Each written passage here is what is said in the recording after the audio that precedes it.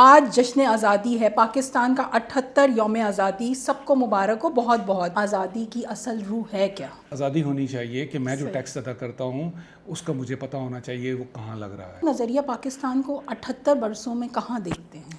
نظریہ اپنی جگہ قائم و دائم ہے، ہم نے اس کو فراموش کیا ہوا ہے۔ آپ کے لیے 14 اگست کیا معنی رکھتا ہے؟ میرے لیے ایک شکرانے کا دن ہے۔ پاکستان کے لیے ایک لفظ، محبت۔ بچپن کا بہترین یوم آزادی، 14 اگست تھا اور عمر تھی میری اس وقت 8ویں جماعت میں پڑھتا تھا اس وقت۔ خواب یا حقیقت، پاکستان ایک حقیقت ہے، میڈیا یا معاشرہ، معاشرہ اہم ہے اور میڈیا کے ذریعے سے ہم اس کو بہتر کر سکتے ہیں، بگاڑ بھی سکتے ہیں۔ پاکستانی قوم کی سب سے بڑی خوبی، یہ مشکل وقت آنے پہ اکٹھے ہو جاتے ہیں۔ آزادی میں سب سے بڑی قید کیا ہے؟ اصولوں کی پابندی کرنا تاکہ دوسروں کو سہولت ملے۔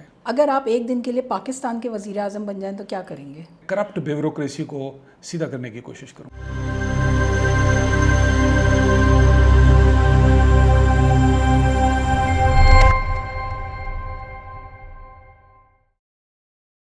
السلام علیکم ناظرین، میں ہوں آپ کی میزبان ثنا ظہیر۔ آج جشن آزادی ہے، پاکستان کا 78 یوم آزادی، سب کو مبارک ہو بہت بہت، اور امید کرتی ہوں کہ آزادی کی یہ صبح ہمیشہ ہم سب پاکستانیوں کے سروں پہ قائم و دائم رہے۔ اور جیسا کہ میرا پروگرام ہے چپ باتیں ثنا کے ساتھ، جس میں یوم آزادی اسپیشل ہم سیلیبریٹ کر رہے ہیں، ہمارے ساتھ جو آج معزز گیسٹ موجود ہیں یوم آزادی کے حوالے سے، وہ ہیں ڈاکٹر محمد الیاس انصاری صاحب، جن کا پی ایچ ڈی ہے انٹرنیشنل ریلیشن میں اور بہت زبردست گہری نظر رکھتے ہیں انٹرنیشنل ریلیشن کے حوالے سے۔ مصنف ہے 5 کتابوں کے، اکیڈمک سے بھی وابستہ ہیں، ساتھ ساتھ ریسرچ میں، میڈیا میں گزشتہ 27 سال کا ان کا گہرا تجربہ ہے۔ ہم ان سے جانیں گے یوم آزادی کے حوالے سے، لیکن سب سے پہلے ہم انہیں ویلکم کریں گے کہ انہوں نے اپنے قیمتی وقت میں سے ہمارے لیے کچھ وقت نکالا۔ بہت شکریہ سر آپ کا۔ جی بہت شکریہ، thank you very much, thanks for having me. Sir جیسے کہ آج یوم آزادی ہے تو سب سے پہلے تو آپ کو بھی یوم آزادی مبارک ہو۔ جی بہت شکریہ، ہم سب کو مبارک ہو۔ ہمارا پہلا سیگمنٹ ہے پاکستان کی چپ کہانی۔ پاکستان کی حوالے سے ہم بات کریں گے، آزادی آزادی، ہم آزادی کے بہت سارے نعرے لگاتے ہیں، مگر آزادی کی اصل روح ہے کیا؟ آزادی کی جو روح ہے اس کی انٹرپریٹیشن اپنی اپنی زندگی کی آئیڈیالوجی کے لحاظ سے مختلف ہو سکتی ہے۔ مثال کے طور پہ کوئی شخص یہ کہہ سکتا ہے جی کہ مجھے فیصلہ کرنے کا پورا اختیار حاصل ہونا چاہیے، کوئی کہہ سکتا ہے جی کہ مجھے عزت ملے، آبرو ملے اور برابری کا درجہ ملے۔ صحیح بات ہے۔ کوئی شخص یہ کہہ سکتا ہے کہ میری بھی زبان ہو اور اس کا بھی کوئی وزن ہو، میری بھی کوئی رائے ہو اور وہ رائے چوری نہ ہو۔ صحیح بات ہے۔ میرا بھی ٹیکس ہے اور وہ ٹیکس جو ہے وہ ایک ایلیٹ طبقہ جو ہے وہ نہ کھا جائے، بلکہ یہ پوری قوم کی صحت کے لیے، تعلیم کے لیے، ملک کے دفاع کے لیے استعمال ہو۔ تو یہ میرے پاس آزادی ہونی چاہیے کہ میں جو ٹیکس ادا کرتا ہوں اس کا مجھے پتہ ہونا چاہیے وہ کہاں لگ رہا ہے۔ تو یہ مختلف مفاہیم اس کے ہو سکتے ہیں آزادی کے، مفہوم کے۔ ہم پاکستان میں آزاد فضا میں سانس لیتے ہیں، بہت اچھی بات ہے۔ ہم نے ایک نظریہ پاکستان کے حوالے سے بھی بات کی تھی، آپ وہ نظریہ پاکستان کو 78 برسوں میں کہاں دیکھتے ہیں؟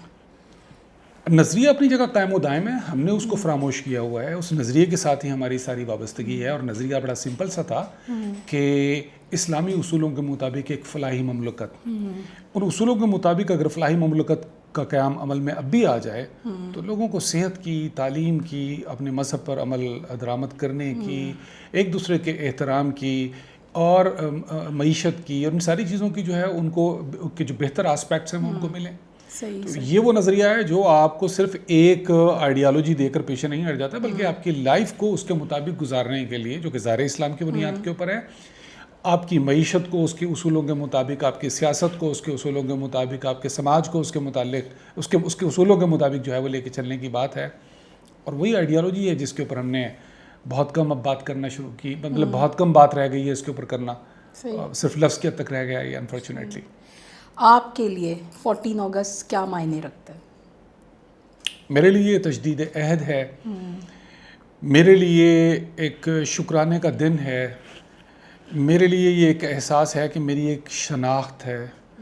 تمام تر مسائل کے باوجود جو کہ دنیا کے ہر ملک میں ہوتے ہیں، مجھے یہ معلوم ہے کہ میں اگر کسی باہر کے ملک چلا جاؤں، مجھے نیشنلٹی بھی مل جائے، تو میں شاید وہاں کے مقامی لوگوں کی نظروں میں سیکنڈ ریٹڈ یا تھرڈ ریٹڈ سٹیزن ہی رہوں گا۔ یہاں میں جو ہے میرے ساتھ سلوک بے شک میرے ملک کے بدقسمتی سے جو نظام ہے اس کی طرف سے میرے ساتھ سلوک تو شاید تھرڈ سٹیزن کے طور کے اوپر کیا جا سکتا ہے، لیکن پھر بھی اس کے باوجود یہ ہے کہ میرا اپنا گھر ہے، میرا اپنا وطن ہے، میری اپنی ایک شناخت ہے، تو وہ ایک لگاؤ ہوتا ہے انسان کو. تو میرے لیے تو پاکستان ظاہر ہے کہ اس اعتبار سے ہم سب کے لیے بلکہ بڑا امپورٹنٹ ہے. اچھا، چپ کہانی ہے. اب پاکستان کے جو نوجوان ہیں جو چپ چاپ حب الوطنی سے جو ہے دور ہوتے جا رہے ہیں، تو ہم ان کے اندر کیسے حب الوطنی جو ہے واپس سے جگا سکتے ہیں؟ بنیادی طور پہ یہ ایک رویہ ہوتا ہے جب مایوسی بڑھ جاتی ہے، جب انڈیفرنس یعنی لا تعلقی بڑھ جاتی ہے، صحیح بات ہے. تو انسان پھر خاموش ہو جاتا ہے ان ساری چیزوں پہ. اب جو اصل چیز ہے وہ یہ ہے کہ ہم اپنے نوجوان کو کس طریقے سے اس کا تعلق اپنے ملک کے ساتھ جوڑیں. صحیح بات ہے. ایک طرف ہم نے بیسیکلی انسان کو خود غرض بنانے کا سارا نظام فراہم کیا ہے. صحیح. ہم نے اپنے گھر کی تربیت میں بھی کچھ اس طرح کا ماحول دیا ہے کہ جناب تمہیں کسی اور کی کچھ کرنے کی فکر کرنے کی ضرورت نہیں ہے، تم بس صرف اپنا خیال کرو. یہ جو خود غرضی کا سبق ہمیں گھر میں، ہمیں مارکیٹ میں، ہمیں میڈیا میں، ہمارے سیاستدانوں میں اور ان ساری جگہوں پہ ہمیں مل رہا ہے، وہ ساری کی ساری چیزیں یقینی طور پہ اس کے اندر وہ ایک لا تعلقی بھی قائم کر رہی ہیں. دوسرے، ہم نے اس کے پوٹینشیل کو استعمال نہیں کیا. اب وہ اپنے آپ کو جدا پاتا ہے، وہ اس کی اٹیچمنٹ اس کو کم محسوس ہوتی ہے. صحیح.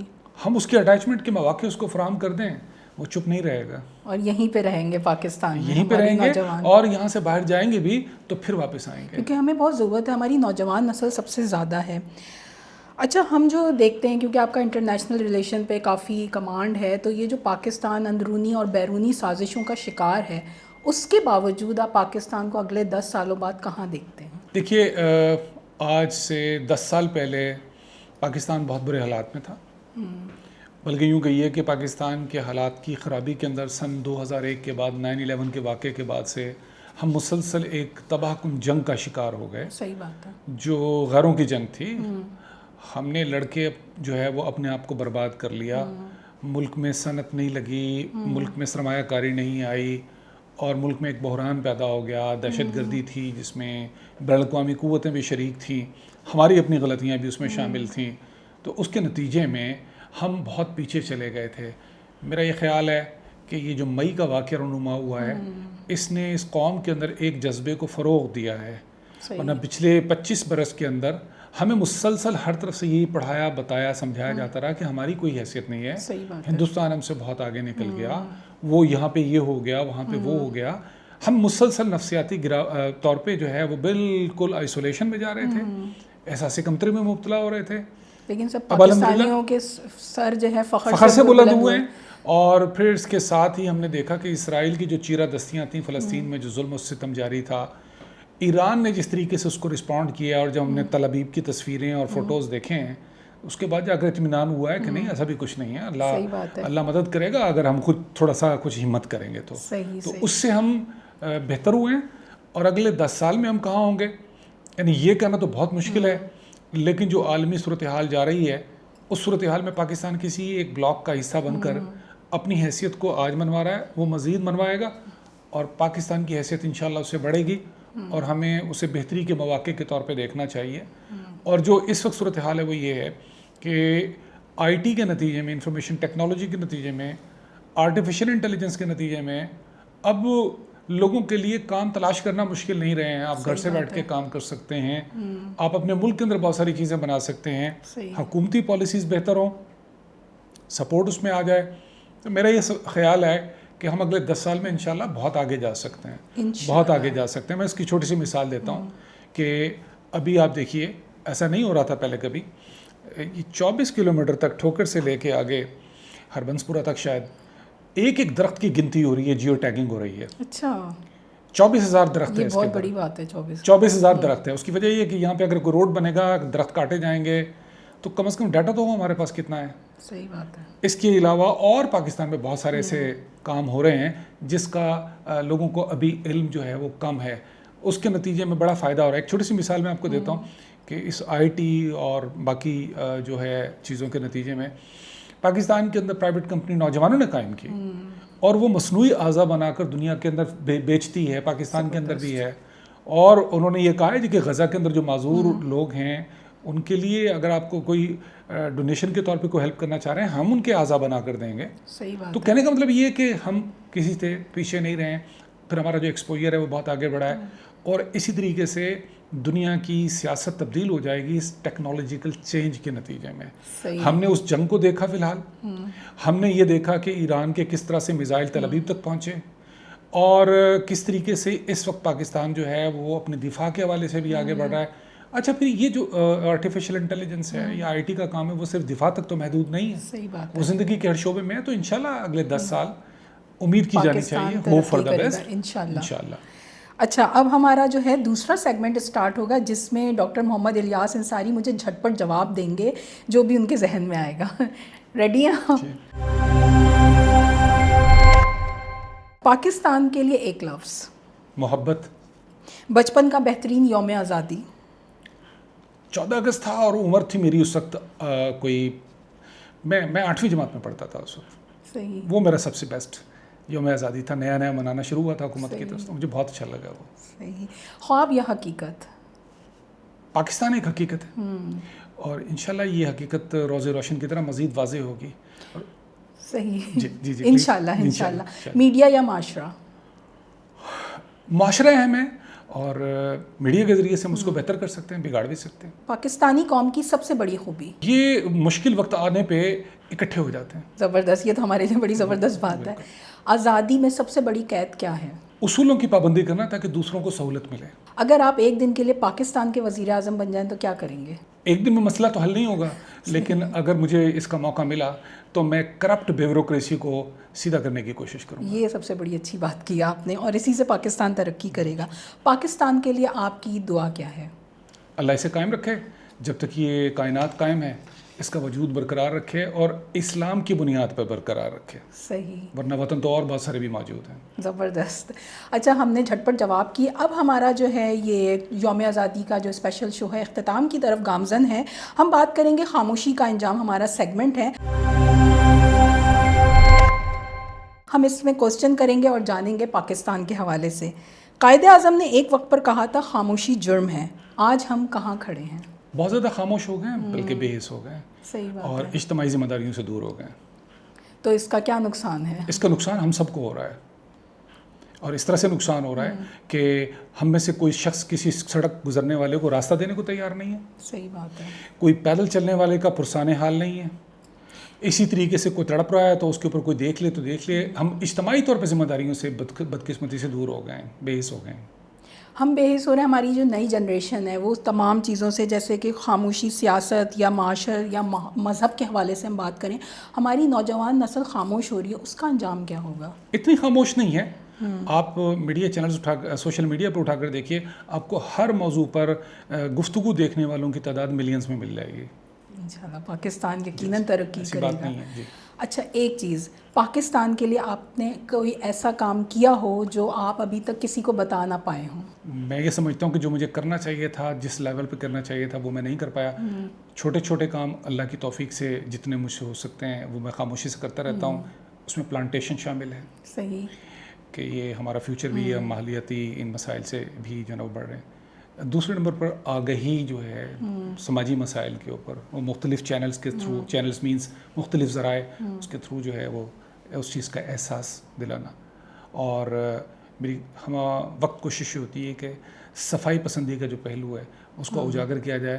تو میں اپنی حد تک جتنا اس میں کر سکتا ہوں, اپنے گھر سے لے کے اپنے دفتر تک, صحیح, اور جس رہائشی علاقے میں رہتا ہوں وہاں سے اور اپنے آگے پہنچنے تک, وہ میں اپنا اس کو ادا کرنے کی کوشش کرتا ہوں. زبردست.